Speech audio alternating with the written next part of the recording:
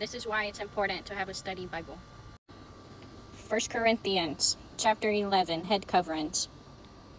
Chapter 11, verses 2 through 16, head coverings and worship. Paul first comments on whether certain women, probably wives, may continue to pray and prophesy in corporate worship with their heads uncovered. By uncovering their heads in public worship, Paul says they bring shame instead of glory to their husbands. And this is not proper, but shows that Paul has quickly moved from commendation to correction. Wife.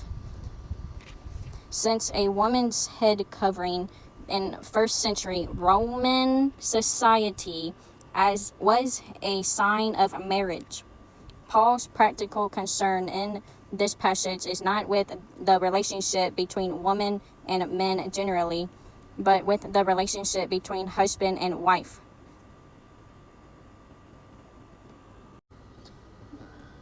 11, 5 through 6, head uncovered.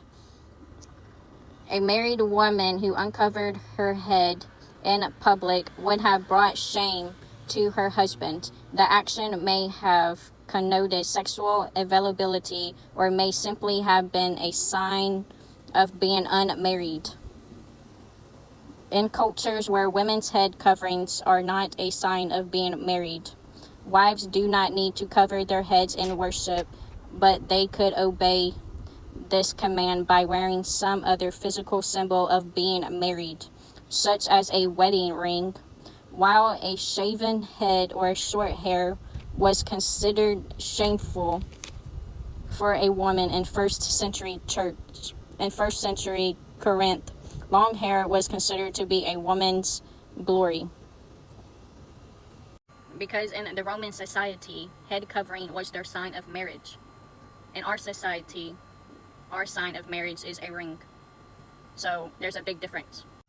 If you're going to tell somebody what to do and you're going to try to back up verses to back up your argument, make sure you understand the context of the verses and do your research and study. And I see that you don't know the context of that verse, and we have to use the context of it, not just use it however you want to use it.